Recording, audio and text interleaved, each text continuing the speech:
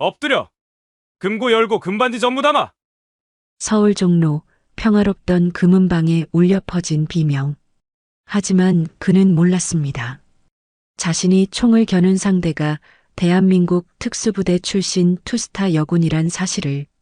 단정한 군복 차림, 조용히 반지를 고르던 중년 여성. 하지만 눈빛만은 전장을 꿰뚫는 칼날 같았죠. 망설이는 손, 떨리는 숨결, 그리고 결정적인 틈. 그녀가 움직이는데 걸린 시간은 단 3초. 하지만 진짜 이야기는 그 후부터 시작됩니다. 왜 그녀는 범인을 제압하고도 눈물을 흘렸을까요?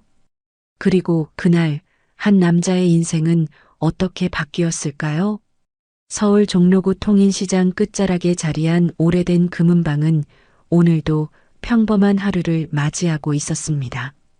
유리 진열장 안에는 반지와 목걸이들이 따스한 오후 햇살을 받아 은은하게 빛나고 있었죠. 점심시간이 막 지난 시각 몇몇 손님들이 조용히 둘러보며 선물을 고르고 있었습니다. 그 중에서도 유독 눈에 띄는 인물이 있었습니다.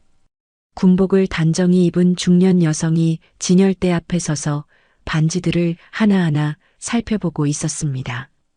강지원, 43살. 대한민국 최초의 여성 707특임단 출신 투스타 여군이자 현재 국방부 전략기획단장입니다. 어머니 칠순 선물로 어떤 게 좋을까요? 강지원이 점원에게 조용히 물었습니다. 목소리는 부드러웠지만 어딘가 단단한 느낌이 들었죠. 오랜 군 생활로 다져진 절제된 말투였습니다. 휴가를 내어 어머니께 특별한 선물을 드리러 온 평범한 하루였습니다. 이 반지가 인기가 많으세요. 어르신들께서 특히 좋아하시거든요. 점원이 손가락으로 가리킨 반지는 소박하면서도 우아한 디자인이었습니다.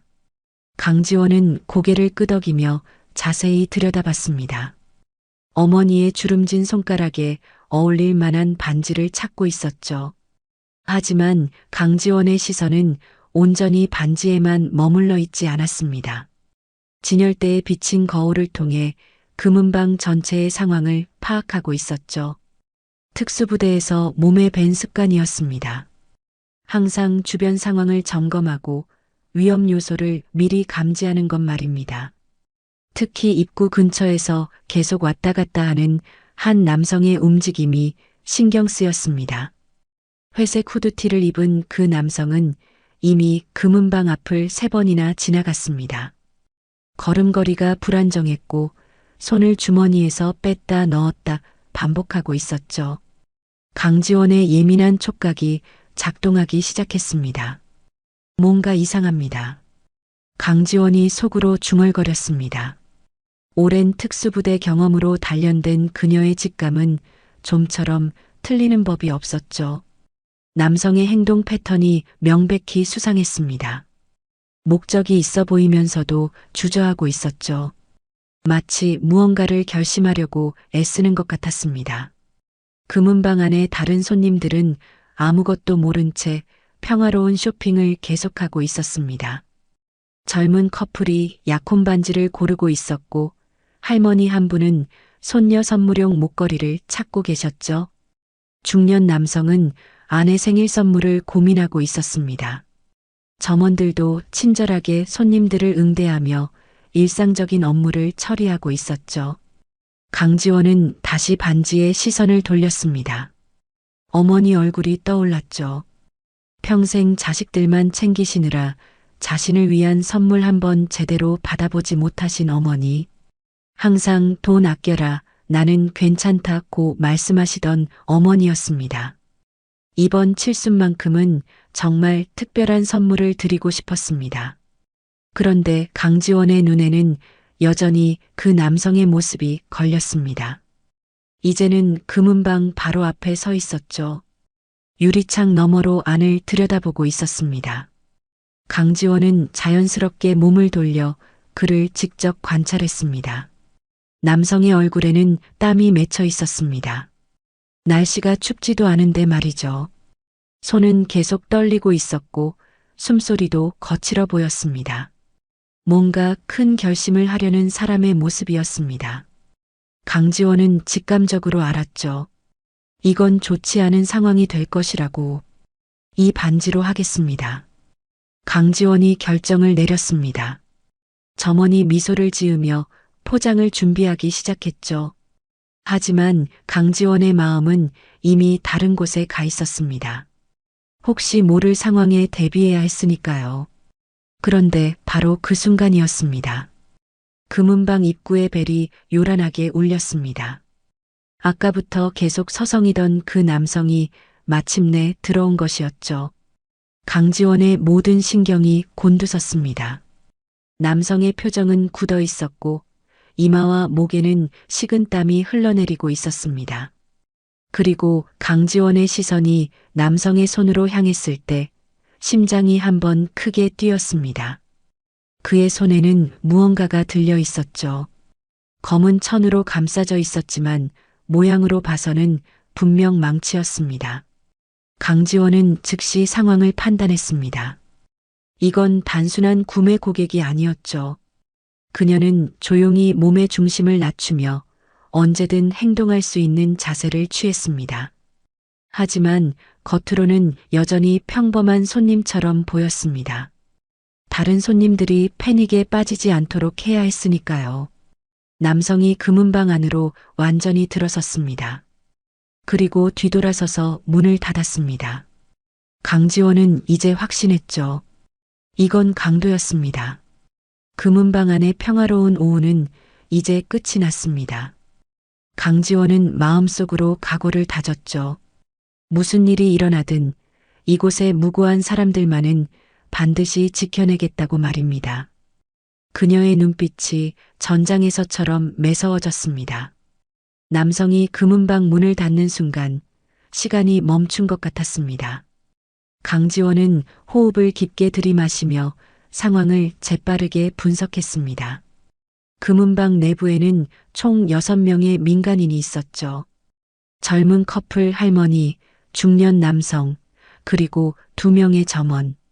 모두 아직 위험을 감지하지 못하고 있었습니다. 강도로 보이는 남성은 잠시 문 앞에 서서 떨고 있었습니다. 마스크로 얼굴 하반부를 가렸지만 눈가의 주름과 이마의 깊은 골을 보니 중년으로 보였죠. 손에 든 망치를 꽉 쥐고 있었지만 그 손은 계속해서 떨리고 있었습니다. 이상하네요. 강지원이 속으로 생각했습니다. 일반적인 강도라면 이미 행동에 옮겼을 텐데 이 남성은 마치 자신과 싸우고 있는 것 같았죠. 망설임과 절박함이 동시에 느껴졌습니다. 갑자기 남성이 고개를 들었습니다. 그리고 떨리는 목소리로 외쳤죠. 다 엎드려. 움직이지 마. 금은방 안이 순식간에 아수라장이 됐습니다. 젊은 여성이 비명을 질렀고 할머니는 놀라서 뒤로 넘어질 뻔했죠. 커플 중 남성이 여자친구를 끌어안으며 구석으로 피했습니다. 점원들은 공포에 질린 얼굴로 서로를 바라봤습니다.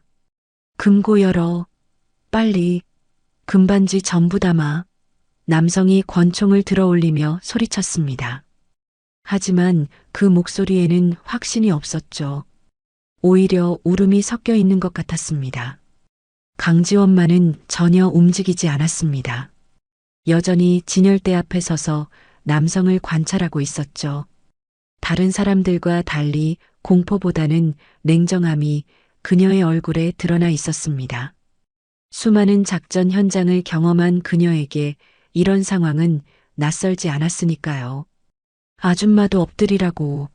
강도가 강지원을 향해 소리쳤습니다. 하지만 강지원은 여전히 꼼짝하지 않았죠. 대신 남성의 눈을 똑바로 바라봤습니다. 그 순간 강지원은 중요한 것을 발견했습니다. 남성의 눈에서 눈물이 흘러내리고 있었던 것이죠. 이건 단순한 강도가 아니었습니다. 뭔가 절박한 사정이 있는 사람이었어요. 제발 빨리 해주세요. 저도 이러고 싶지 않아요. 남성이 떨리는 목소리로 말했습니다. 점원 중 한 명이 떨면서 금고 쪽으로 향했죠. 바로 그때였습니다. 젊은 여직원이 공포에 질려 비명을 지르며 뒤로 물러나다가 진열대에 부딪혔습니다. 유리가 깨지는 소리와 함께 보석들이 바닥에 쏟아졌죠. 으악! 여직원이 더욱 크게 소리를 질렀습니다. 남성이 완전히 당황했습니다. 계획에 없던 상황이었죠. 권총을 든 손이 더욱 심하게 떨기 시작했습니다. 조용히 해. 조용히 하라고. 남성이 여직원을 향해 권총을 휘두르려고 했습니다. 바로 그 순간이었습니다. 강지원의 몸이 그림자처럼 움직였죠. 특수부대에서 훈련받은 몸놀림은 번개보다 빨랐습니다. 남성이 권총을 휘두를 때 강지원은 이미 그의 곁에 서 있었어요. 강지원의 손에는 작은 전기 충격기가 들려 있었습니다. 군인이라는 신분상 항상 휴대하고 다니는 장비였죠. 전기 충격기가 남성의 팔목에 닿자마자 그는 으악하고 소리를 내며 권총을 떨어뜨렸습니다. 하지만 강지원은 거기서 멈추지 않았습니다. 남성이 균형을 잃는 순간 그녀의 무릎이 그의 등을 정확히 타격했죠. 남성은 그대로 바닥에 엎드려졌습니다. 강지원이 그의 팔을 뒤로 꺾어 완전히 제압했어요. 모든 일이 채 3초도 걸리지 않았습니다. 금은방 안의 사람들은 무슨 일이 일어났는지도 제대로 파악하지 못한 채 멍하니 서 있었죠. 괜찮습니다. 이제 안전해요. 강지원이 차분한 목소리로 말했습니다. 하지만 남성을 누르고 있는 그녀의 시선은 여전히 예리했어요. 그런데 예상치 못한 일이 일어났습니다. 바닥에 엎드린 남성이 갑자기 흐느끼기 시작한 것이었죠. 죄송해요. 정말 죄송해요. 남성이 바닥에 얼굴을 대고 울었습니다. 강지원은 당황했습니다. 지금까지 제압한 범죄자들 중에서 이렇게 우는 사람은 처음이었거든요. 보통은 저항하거나 욕설을 하거나 변명을 늘어놓았는데 이 남성은 그저 울고 있었습니다. 저도 이렇게까지 하고 싶지 않았어요. 남성이 떨리는 목소리로 말했습니다. 회사에서 잘렸어요. 나이가 많다고. 아무도 저를 안 써줘요. 강지원의 손에 힘이 조금 빠졌습니다. 이 남성의 이야기를 들어야 할 것 같았거든요. 어머니가 폐암 말기예요. 병원비가 감당이 안 돼서. 남성이 계속 흐느꼈습니다. 미쳤던 거죠. 제가 미쳤어요. 금은방 안에 정적이 흘렀습니다. 아까까지 공포에 떨던 사람들도 이제는 복잡한 표정을 짓고 있었죠. 단순한 악인이 아니라 절망에 빠진 한 사람의 모습이 보였으니까요. 강지원은 조용히 남성의 등을 바라봤습니다. 그리고 천천히 입을 열었어요. 당신은 잘못했습니다. 하지만 강지원이 잠시 말을 멈췄습니다. 그 말씀 이해는 됩니다. 누군가가 이미 신고를 했는지 멀리서 경찰차 사이렌 소리가 들려오기 시작했습니다. 금은방의 긴장된 하루는 이제 곧 끝날 것 같았죠. 하지만 강지원의 마음속에는 무언가 다른 감정이 자리 잡기 시작했습니다. 경찰차가 금은방 앞에 멈춰 섰을 때 강지원은 여전히 남성을 제압한 채로 있었습니다. 하지만 이상하게도 그녀의 마음은 무거웠죠. 범인을 잡았다는 성취감보다는 복잡한 감정이 밀려왔습니다. 경찰입니다. 2명의 경찰관이 금은방으로 들어섰습니다. 상황을 파악한 그들은 재빠르게 남성에게 수갑을 채웠죠. 강지원은 그제서야 남성에게서 손을 뗐습니다. 신분증 확인 부탁드립니다. 경찰관이 강지원에게 말했습니다. 강지원이 군 신분증을 내밀자 경찰관의 표정이 달라졌어요. 아, 국방부 전략기획단장님이시군요. 수고하셨습니다. 남성이 끌려나가는 동안 강지원은 그의 뒷모습을 지켜봤습니다. 서진욱이라는 이름을 경찰에게 말하는 소리가 들렸죠. 46살 건설회사에서 구조조정으로 해고됐다고 했습니다. 진술서 작성을 위해 서진욱 씨와 함께 서에 와주셔야 합니다. 경찰관이 강지원에게 말했습니다. 강지원은 고개를 끄덕였어요. 어차피 해야 할 일이었으니까요. 경찰서에서의 시간은 길었습니다. 사건 경위를 설명하고 진술서를 작성하고 각종 서류를 정리하는데 몇 시간이 걸렸죠. 그 사이 강지원은 서진욱에 대한 더 자세한 이야기를 들을 수 있었습니다. 어머니 병원비 때문에 대출을 여러 번 받았대요. 이제 더 이상 빌릴 곳도 없고 담당 형사가 강지원에게 말했습니다. 사실 이런 경우가 요즘 많아요. 중장년층 실업자들이 막다른 길에 몰리면서 강지원은 조용히 들었습니다. 서진욱이 처한 상황이 점점 더 구체적으로 그려졌죠. 25년간 성실히 다닌 건설회사에서 하루아침에 잘렸고 재취업은 나이 때문에 계속 좌절됐다고 했습니다. 폐암 말기 환자 돌봄 비용이 월 300만 원 정도 든다고 하더군요. 형사가 한숨을 쉬며 말했습니다. 서진욱 씨 통장에는 10만 원도 안 남아 있었어요. 진술이 모두 끝났을 때는 이미 저녁 시간이었습니다. 강지원은 경찰서를 나서면서도 계속 서진욱 생각을 했어요.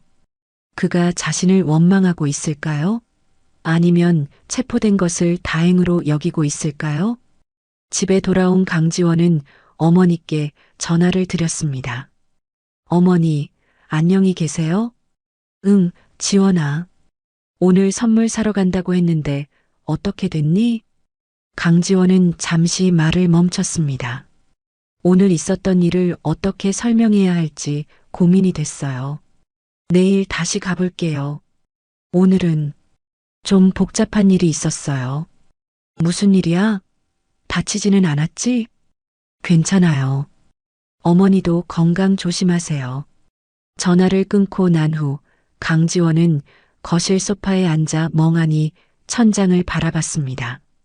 서진욱의 울음소리가 계속 귓가에 맴돌았어요. 그리고 그가 했던 말들도요. 어머니가 폐암 말기예요. 병원비가 감당이 안 돼서 강지원 자신도 어머니를 모시고 있었습니다. 다행히 건강하시긴 했지만 만약 어머니가 중병에 걸리신다면 어떨까요? 자신은 군인이라는 안정적인 직업이 있지만 서진욱 같은 상황에 처한다면 다음 날 아침 강지원은 신문을 펼쳤습니다. 사회면 한 구석에 작은 기사가 실려 있었어요. 종로 금은방 강도 사건, 군 장성에 침착한 제압으로 마무리 범인 서진욱 46세, 구조조정으로 실직 후 생활고 극심 어머니 병환으로 인한 경제적 압박이 범행 동기로 추정. 기사는 짧았지만 서진욱의 상황을 담담히 전하고 있었습니다. 강지원은 신문을 읽으면서 가슴이 답답해지는 것을 느꼈어요. 이 사람이 정말 나쁜 사람일까? 강지원이 스스로에게 물었습니다. 분명 잘못한 것은 맞지만 그 배경을 알고 나니 단순히 악인으로 규정하기 어려웠어요. 강지원은 신문을 덮지 못하고 계속 들여다봤습니다. 서진욱의 이름이 인쇄된 활자들이 유독 선명해 보였죠. 그리고 그날 금은방에서 들었던 그의 목소리가 다시 떠올랐습니다. 어머니가 아프신데 내가 아무것도 못해요. 그 말에는 진짜 절망이 담겨 있었습니다. 거짓이나 연기가 아니라 정말로 막다른 길에 몰린 사람의 마지막 외침이었어요. 강지원은 조용히 코트를 걸쳤습니다. 갑자기 나가고 싶어졌거든요. 어디로 가야 할지는 정확히 정하지 않았지만 집에만 있기에는 마음이 너무 복잡했습니다. 발길이 자연스럽게 향한 곳은 종로구 주민센터였습니다. 어제 일이 있었던 금은방에서 그리 멀지 않은 곳이었죠. 강지원은 왜 이곳에 왔는지 스스로도 명확하게 설명할 수 없었어요. 그냥 무언가 해야 할 일이 있을 것 같았습니다. 주민센터 복지과 앞에 서서 강지원은 잠시 망설였습니다. 자신이 여기서 무엇을 할 수 있을까요? 서진욱은 이미 경찰에 체포됐고 법의 심판을 받게 될 텐데 말이에요. 하지만 한 가지는 분명했습니다.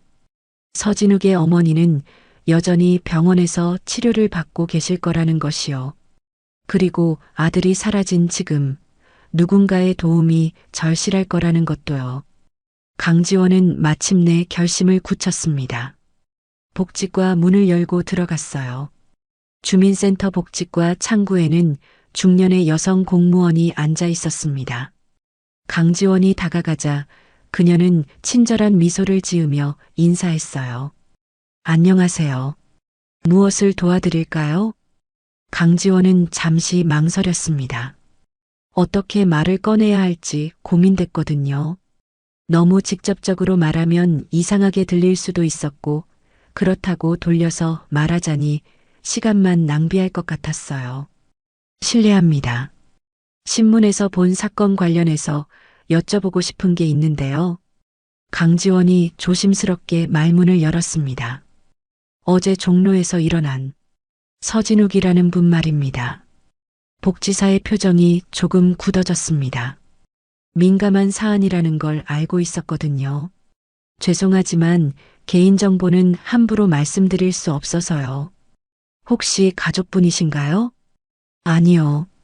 하지만 강지원이 잠시 머뭇거렸습니다. 그 현장에 있었던 사람입니다. 그분 상황을 보니까 정말 어려우신 것 같더라고요. 복지사가 강지원을 자세히 살펴봤습니다. 단정한 옷차림과 진중한 말투에서 진정성이 느껴졌어요. 그분이 다시 사회에 복귀할 수 있도록 도울 방법이 있을까요? 강지원이 구체적으로 물었습니다. 실직 상태였고 어머님 병세가 깊으시다고 들었는데요. 복지사는 잠시 생각에 잠겼습니다. 그리고 천천히 입을 열었어요.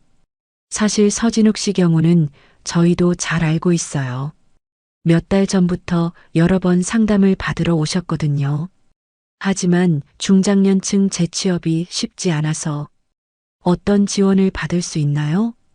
일단 기초생활수급자 신청은 가능할 것 같아요. 그리고 어머님 의료비 지원도 알아볼 수 있고요. 다만 시간이 좀 걸리죠. 강지원은 고개를 끄덕였습니다. 그리고 조용히 물었어요. 제가 개인적으로 도울 수 있는 방법은 없을까요? 당연히 정당한 절차를 통해서요. 복지사가 놀란 표정을 지었습니다. 이런 요청은 흔하지 않았거든요. 후원 같은 건 가능하긴 해요. 하지만 직접적인 금전 지원보다는 다른 방법들이 더 도움이 될 수도 있어요.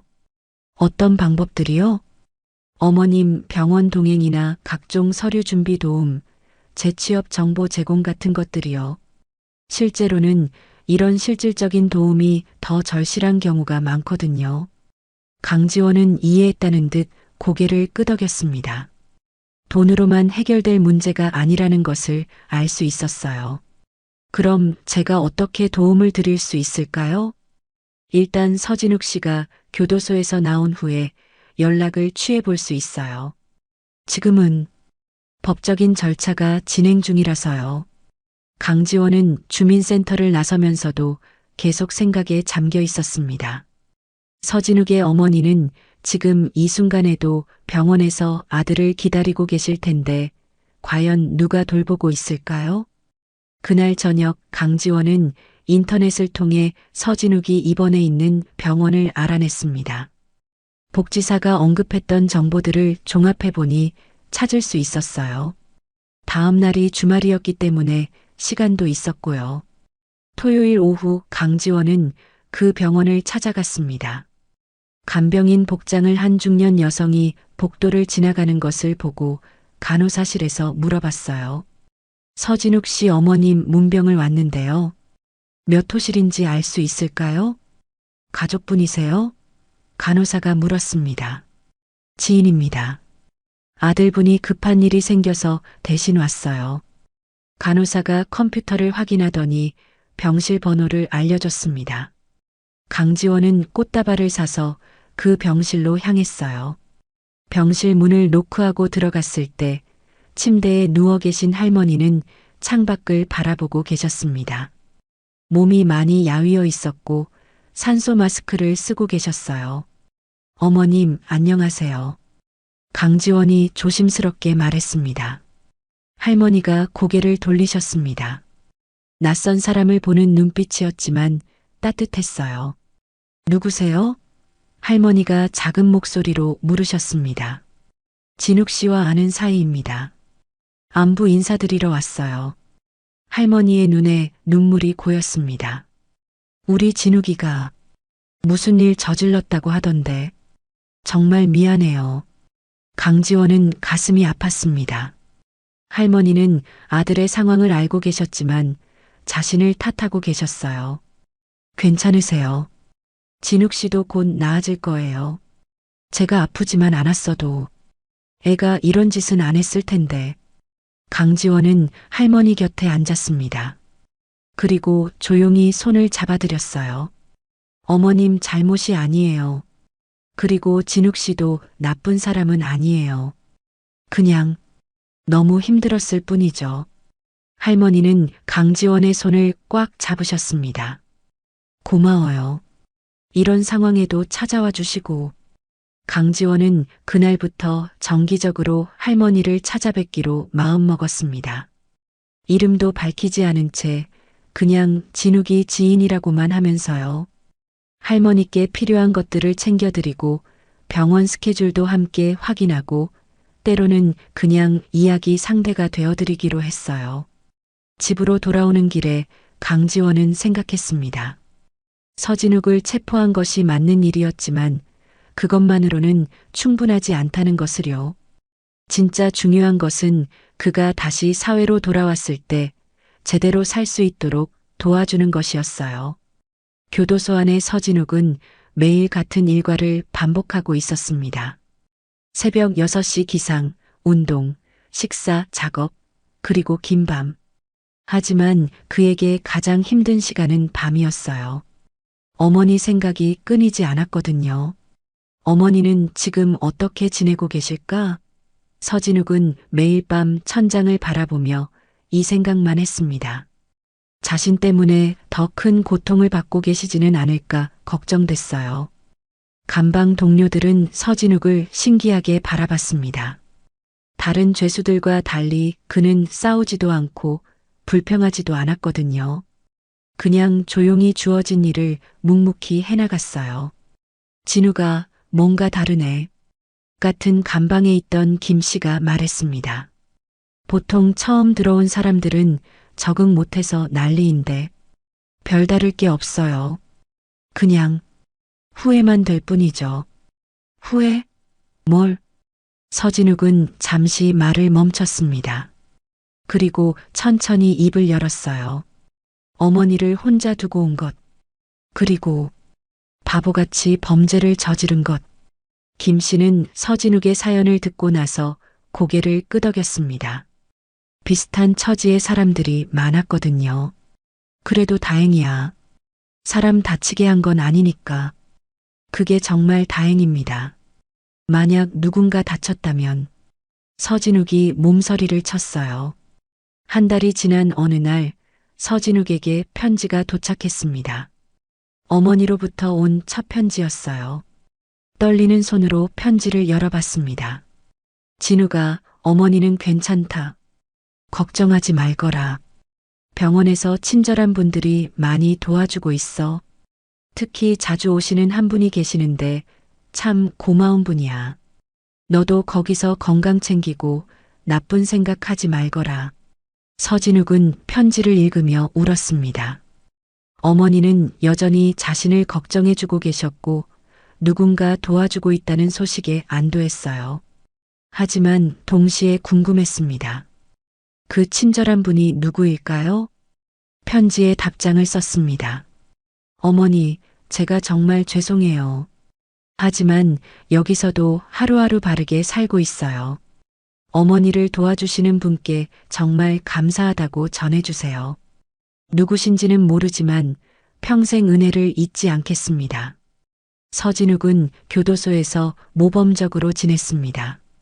다른 수감자들과 갈등을 일으키지 않았고 주어진 작업도 성실히 했어요. 그리고 시간이 날 때마다 취업 준비를 했습니다.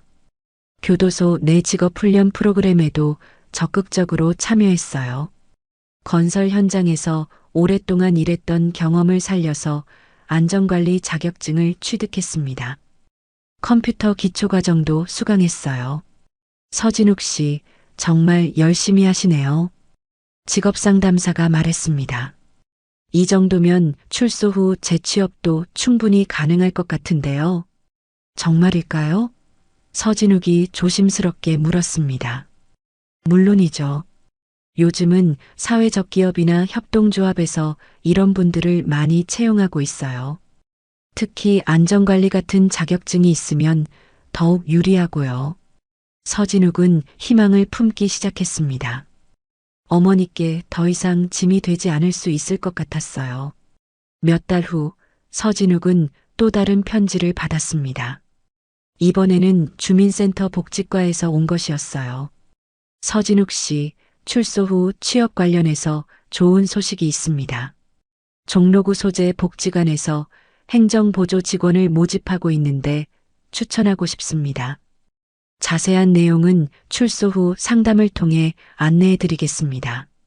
서진욱은 믿을 수 없었습니다. 전과자인 자신을 고용하겠다는 곳이 있다니요. 그것도 복지관에서 말이에요. 정말 감사합니다. 서진욱이 편지를 가슴에 안고 중얼거렸습니다. 출소일이 다가오면서 서진욱은 복잡한 마음이었습니다. 기대와 불안이 교차했어요. 과연 사회가 자신을 받아줄까요? 어머니는 얼마나 많이 아프셨을까요? 출소 전날 밤 서진욱은 마지막 편지를 썼습니다. 어머니, 내일이면 집에 갑니다. 정말 오랜 시간이었지만 이제는 제대로 된 사람이 되어서 돌아가겠어요. 어머니를 도와주신 모든 분들께도 직접 감사 인사를 드리고 싶습니다. 사랑해요, 어머니. 출소 당일 서진욱은 간단한 짐만 들고 교도소 문을 나섰습니다. 바깥 공기가 이렇게 상쾌할 줄은 몰랐어요. 하지만 더 중요한 것은 이제부터였습니다. 진짜 새로운 삶이 시작되는 거니까요. 주민센터로 향하는 버스 안에서 서진욱은 다짐했습니다. 절대 다시는 법을 어기지 않겠다고. 어머니께 효도하면서 떳떳하게 살겠다고.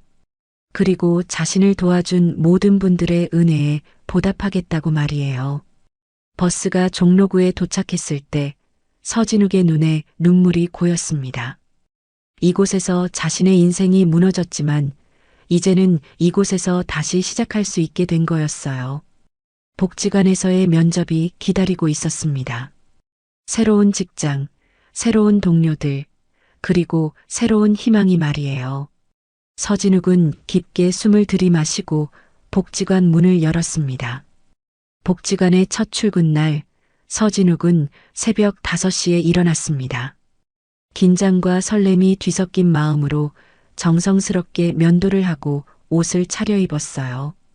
거울 속에 자신을 보니 예전보다 많이 수척해져 있었지만 눈빛만은 예전보다 더 맑아 보였습니다. 오늘부터 새 출발이야. 서진욱이 거울을 보며 다짐했습니다. 복지관에 도착해서 가장 먼저 한 일은 자신의 이름표를 다는 것이었어요. 서진욱 행정보조라고 적힌 작은 플라스틱 이름표였지만 그에게는 세상에서 가장 소중한 것처럼 느껴졌습니다. 서진욱 씨, 오늘부터 잘 부탁드립니다. 복지관장이 따뜻하게 인사했습니다. 처음이니까 천천히 적응하세요. 동료들도 친절했습니다. 과거에 대해 묻지 않았고 그저 새로운 팀원으로 반갑게 맞아주었어요. 서진욱은 그런 배려가 정말 고마웠습니다. 첫 업무는 복지 신청 서류 정리였습니다. 의외로 어려운 일이 아니었어요. 오히려 사람들의 사연을 읽으면서 자신과 비슷한 처지의 사람들이 많다는 것을 알 수 있었습니다. 이분은 실직 후 3개월째 구직 중이시네요. 서진욱이 서류를 보며 동료에게 말했습니다. 그런 경우가 정말 많아요. 요즘 중장년층 재취업이 쉽지 않거든요. 선배가 대답했습니다. 서진욱은 고개를 끄덕였습니다. 자신도 겪었던 일이라 더욱 절실하게 느껴졌어요. 점심시간에는 병원으로 갔습니다. 어머니를 뵙기 위해서였죠. 오랜만에 만나는 어머니는 많이 야위어 계셨지만 아들을 보는 눈빛은 여전히 따뜻했어요. 진우가 일은 어때? 어머니가 걱정스럽게 물으셨습니다. 괜찮아요, 어머니. 사람들도 좋고 일도 어렵지 않아요. 다행이다. 그런데 어머니가 잠시 망설이시더니 말씀하셨어요. 그분이 또 오셨더라. 그분이요? 내가 얘기했잖니. 자주 오시는 분. 오늘도 과일을 가져다 주시고 가셨어. 서진욱은 궁금했습니다. 도대체 누가 이렇게 자신들을 도와주고 있는 걸까요? 간병인도 아니고 친척도 아닌데 말이에요. 그분이 누구신지 아세요? 잘 모르겠더라. 이름도 안 알려주시고 그냥 진욱이 지인이라고만 하시고. 지인이라고요? 서진욱이 고개를 갸우뚱했습니다. 자신의 지인 중에 그럴 만한 사람이 있었던가 싶었어요. 참 고마운 분이야. 병원 스케줄도 챙겨주시고 필요한 것도 물어보시고 천사 같은 분이야. 서진욱은 마음이 무거워졌습니다. 누군가 자신 대신 어머니를 돌봐주고 있다는 사실이 고맙기도 하고 미안하기도 했어요. 복지관으로 돌아온 서진욱은 더욱 열심히 일했습니다. 남들보다 먼저 출근하고 늦게 퇴근했어요. 복지 신청자들의 서류를 정리하면서도 세심하게 챙겼습니다. 서진욱 씨, 정말 꼼꼼하게 하시네요. 관장이 칭찬했습니다. 덕분에 업무 효율이 많이 올라갔어요. 감사합니다. 저도 도움받은 입장이라 더 잘하고 싶어요. 퇴근길에 서진욱은 다시 병원에 들렀습니다. 어머니 저녁 식사 시간에 맞춰서였어요. 그런데 병실에 도착했을 때 놀라운 광경을 목격했습니다. 어머니 침대 옆에 군복을 입은 여성이 앉아 계신 거였어요. 그분이 어머니와 조용히 대화를 나누고 계셨습니다. 어머니 왔어요.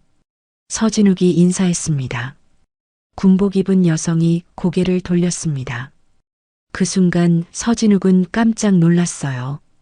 분명히 어디서 본 얼굴이었거든요. 혹시? 서진욱이 조심스럽게 말했습니다. 저를 기억하시나요? 강지원은 조용히 고개를 끄덕였습니다. 기억하고 말고요. 그제서야 서진욱은 모든 것을 이해했습니다. 그날 금은방에서 자신을 제압했던 그 여군이 지금까지 어머니를 돌봐주고 있었던 거였어요. 어머니께 그 얘기 안 하셨죠? 강지원이 물었습니다. 네. 그냥 지인이라고만 했어요. 어머니는 두 사람의 대화를 이해하지 못하셨지만 뭔가 특별한 사연이 있다는 것은 느끼셨어요. 진우가 이분이 그 고마운 분이야. 어머니가 말씀하셨습니다. 서진욱은 그 자리에서 무릎을 꿇고 싶었습니다. 자신을 체포한 사람이 오히려 자신의 가족을 돌봐주고 있었다니 이런 일이 가능할까요? 정말 감사합니다. 서진욱이 떨리는 목소리로 말했습니다. 괜찮아요. 당연한 일이에요. 하지만 저는 당신은 잘못했지만 나쁜 사람은 아니에요. 강지원이 말을 끊었습니다. 그리고 지금은 새로 시작하고 있잖아요. 서진욱의 눈에 눈물이 고였습니다. 세상에 이런 사람이 있다는 것이 믿어지지 않았어요. 복지관 일은 어때요? 강지원이 물었습니다. 좋아요. 정말 감사하고 있어요. 다행이네요. 앞으로도 계속 잘하실 거라고 믿어요. 강지원은 곧 자리에서 일어났습니다. 항상 그랬듯이 오래 머물지 않으려 했어요. 내일 또 올게요, 어머님. 강지원이 어머니께 인사했습니다. 고마워요. 참 고마워. 강지원이 나간 후 서진욱은 한동안 말을 잇지 못했습니다. 어머니가 걱정스럽게 물으셨어요. 진우가 무슨 일이야? 아는 분이야? 네. 정말 특별한 분이에요.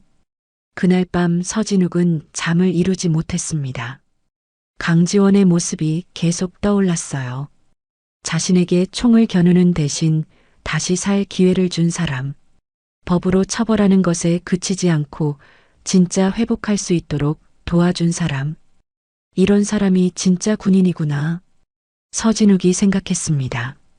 적을 무찌르는 것보다 사람을 살리는 게 더 어려운 일인데 복지관에서 일한 지 석 달이 지나면서 서진욱은 완전히 새로운 사람이 되어가고 있었습니다. 동료들과의 관계도 자연스러워졌고 업무에도 익숙해졌어요. 무엇보다 매일 아침 출근할 때마다 느끼는 보람이 그를 변화시키고 있었습니다.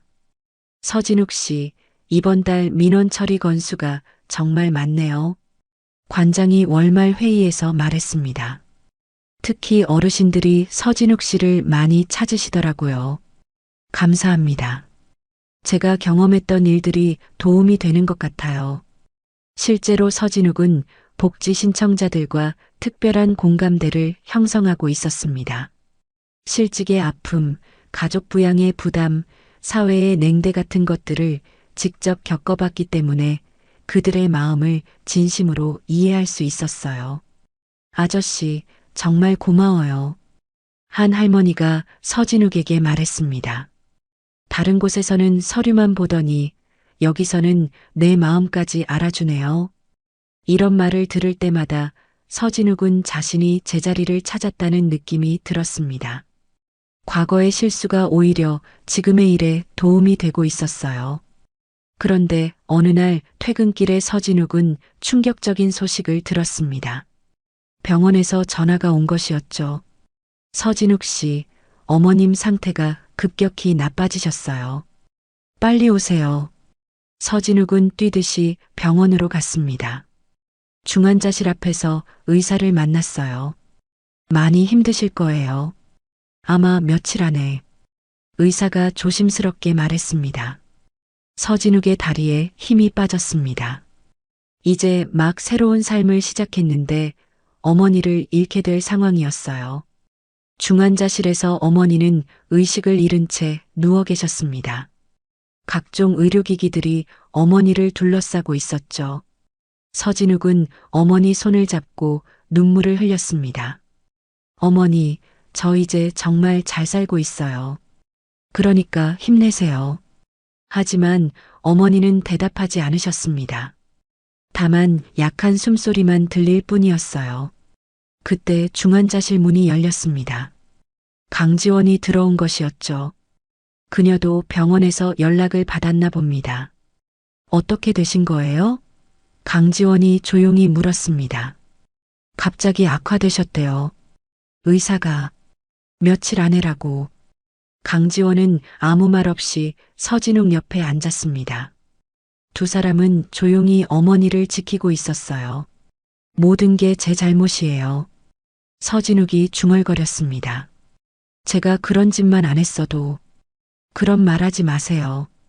강지원이 말했습니다.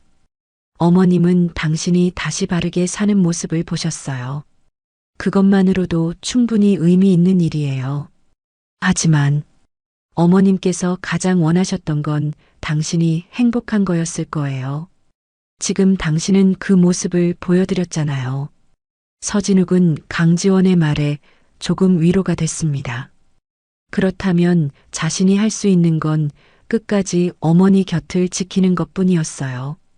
이틀 후 어머니는 잠시 의식을 되찾으셨습니다. 서진욱이 손을 잡고 있을 때였죠. 진우가.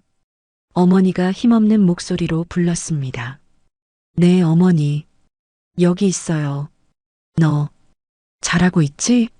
네, 어머니. 정말 열심히 하고 있어요. 어머니가 미소를 지으셨습니다. 그리고 주변을 둘러보시더니 강지원을 발견하셨어요. 고마운 분. 여기 계시네. 강지원이 어머니 곁으로 다가갔습니다. 어머님, 괜찮으세요? 고마워요. 우리 진욱이 돌봐줘서. 괜찮아요. 진욱 씨가 정말 잘하고 있어요. 어머니가 강지원의 손을 약하게 잡으셨습니다. 부탁이 하나 있어요. 말씀하세요. 우리 진욱이 계속 지켜봐 주세요.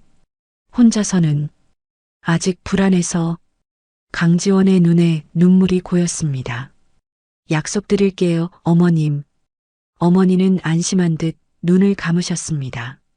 그리고 몇 시간 후 평화롭게 눈을 감으셨어요. 장례식은 조용히 치러졌습니다.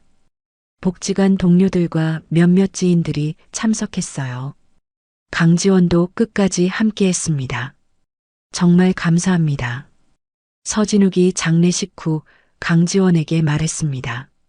어머니께서 마지막까지 편안해 하실 수 있었던 건 당신 덕분이에요. 괜찮아요. 저도 좋은 어머님을 만날 수 있어서 행복했어요. 앞으로 어떻게 살아야 할지 어머님이 보고 계실 거예요. 지금까지 해왔던 것처럼 계속 열심히 사세요. 서진욱은 고개를 끄덕였습니다. 슬픔 속에서도 앞으로 나아가야 한다는 것을 알고 있었어요. 몇 일 후 서진욱은 복지관에 복귀했습니다. 동료들이 따뜻하게 맞아주었어요. 힘내세요, 서진욱 씨. 어머님도 당신이 계속 잘하기를 원하실 거예요. 감사합니다. 더 열심히 하겠습니다. 그날 저녁 서진욱은 어머니의 유품을 정리하다가 작은 메모지를 발견했습니다. 어머니의 필체로 이렇게 적혀 있었어요. 진욱아, 너를 도와준 그분께 꼭 감사 인사를 해라. 세상에는 좋은 사람들이 많단다. 너도 그런 사람이 되어라. 서진욱은 메모지를 가슴에 안고 오랫동안 울었습니다. 어머니의 마지막 당부였어요. 그리고 동시에 자신이 앞으로 어떻게 살아야 할지에 대한 답이기도 했습니다. 어머니가 돌아가신 지 석 달이 지났습니다. 서진욱은 매일 어머니 없는 현실에 적응해 나가고 있었어요. 복지관 일은 계속했지만 퇴근 후 혼자 있는 시간이 가장 힘들었습니다. 그럴 때마다 어머니의 마지막 당부가 떠올랐죠. 세상에는 좋은 사람들이 많단다. 너도 그런 사람이 되어라.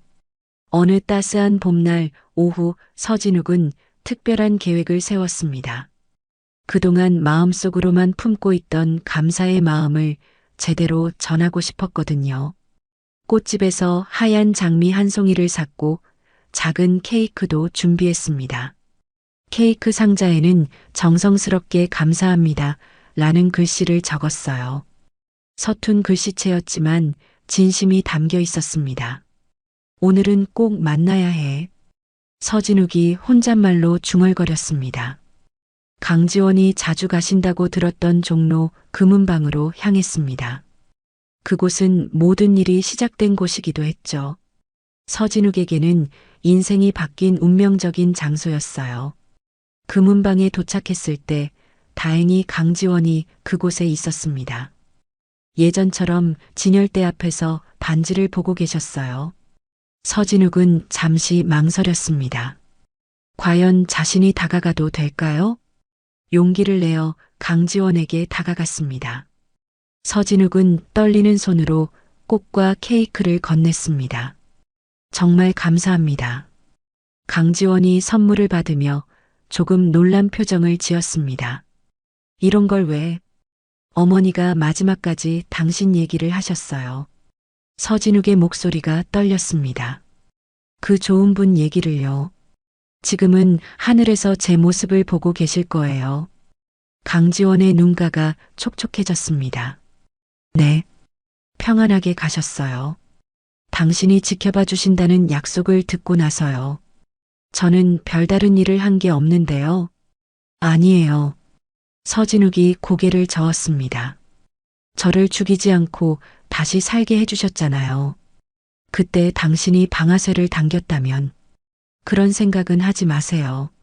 서진욱은 잠시 말을 멈췄습니다. 그리고 진심 어린 목소리로 말했어요. 복지관에서 일하면서 깨달은 게 있어요. 사람답게 사는 게 정말 어려운 일이라는 걸요. 강지원이 고개를 끄덕였습니다. 맞아요. 총 한 방 쏘는 것보다 훨씬 어려운 일이죠. 하지만 그 어려운 일을 해내고 있어요. 당신 덕분에요. 두 사람은 잠시 침묵했습니다. 금은방 안에는 따스한 오후 햇살이 들어오고 있었어요. 예전에 모든 일이 일어났던 그 시간과 비슷한 분위기였습니다. 복지관 일은 어때요? 강지원이 물었습니다. 정말 좋아요. 매일 누군가를 도울 수 있다는 게 이렇게 보람 있는 일인 줄 몰랐어요. 다행이네요. 어머니가 자주 말씀하셨어요. 당신 같은 분이 진짜 군인이라고요. 강지원이 미소를 지었습니다. 과찬이에요. 아니에요. 적을 무찌르는 것보다 사람을 구하는 게 더 대단한 일이잖아요. 강지원은 서진욱의 말에 깊이 공감했습니다. 그녀 역시 오랜 군 생활을 하면서 비슷한 생각을 해왔거든요. 그런데 오늘 여기 온 특별한 이유라도 있나요? 서진욱이 궁금해했습니다. 어머니 반지를 사러 왔어요. 몇 달 전에 못다 한 일이거든요. 아, 그때 그 일 때문에. 맞아요. 그런데 이제는 다른 의미의 반지를 사려고 해요. 강지원은 진열대 앞으로 다시 갔습니다. 그리고 하나의 반지를 골랐어요. 이 반지요. 점원이 다가와서 포장을 해주었습니다. 강지원이 점원에게 말했어요. 오늘은 누군가를 기억하기 위해 사는 거예요. 서진욱은 그 말의 의미를 알 것 같았습니다. 어머니를 기리기 위한 거겠죠. 금은방을 나서면서 강지원이 말했습니다. 서진욱 씨, 앞으로도 지금처럼 계속 잘하세요. 어머님도 자랑스러워 하실 거예요. 당신도 건강하세요. 그리고 정말 감사했습니다. 두 사람은 각자의 길로 갔습니다. 하지만 마음속에는 서로에 대한 깊은 존경과 감사가 남아 있었어요. 그날 저녁 서진욱은 어머니 영정 앞에 앉았습니다. 어머니, 오늘 그분께 인사드렸어요. 정말 좋은 분이셨어요. 서진욱이 영정을 바라보며 말했습니다. 앞으로도 어머니 말씀대로 좋은 사람이 되려고 노력할게요. 한편 강지원은 집에 돌아와서 새로 산 반지를 바라봤습니다. 이 반지는 단순한 장신구가 아니었어요. 한 사람의 인생을 바꾼 선택, 그리고 진정한 용서와 사랑의 의미를 담고 있었습니다. 창밖으로 별들이 반짝이고 있었습니다. 강지원은 그 별들을 바라보며 생각했어요. 총을 쏘는 것보다 사람의 마음을 치유하는 것이 더 어렵지만 그것이야말로 진짜 승리라는 것을. 서진욱을 쓰러뜨리는 대신 일으켜 세우기로 선택한 그날의 결정이 옳았다는 것을. 그녀는 별을 보며 조용히 중얼거렸습니다. 사람을 지키는 것, 그것이 진짜 별이 빛나는 이유구나. 금은방에서 시작된 이야기는 이렇게 끝이 났습니다. 하지만 두 사람의 삶은 계속될 것이었어요. 서진욱은 복지관에서 더 많은 사람들을 돕겠다는 다짐을 했고, 강지원은 힘보다는 사랑으로 세상을 지키는 진정한 군인이 되었습니다. 세상은 여전히 어려운 곳이지만 이런 선택들이 모여서 조금씩 더 따뜻한 곳으로 만들어지고 있었어요. 총이 아닌 마음으로, 처벌이 아닌 회복으로, 절망이 아닌 희망으로 말입니다. 오늘 준비한 영상은 여기까지입니다. 이야기가 마음에 드셨다면 좋아요와 구독 부탁드립니다. 그리고 여러분의 이야기도 꼭 댓글로 들려주시면 함께 더 깊은 따뜻한 대화를 나눌 수 있을 것 같습니다. 더 재밌는 영상으로 찾아뵙겠습니다. 감사합니다.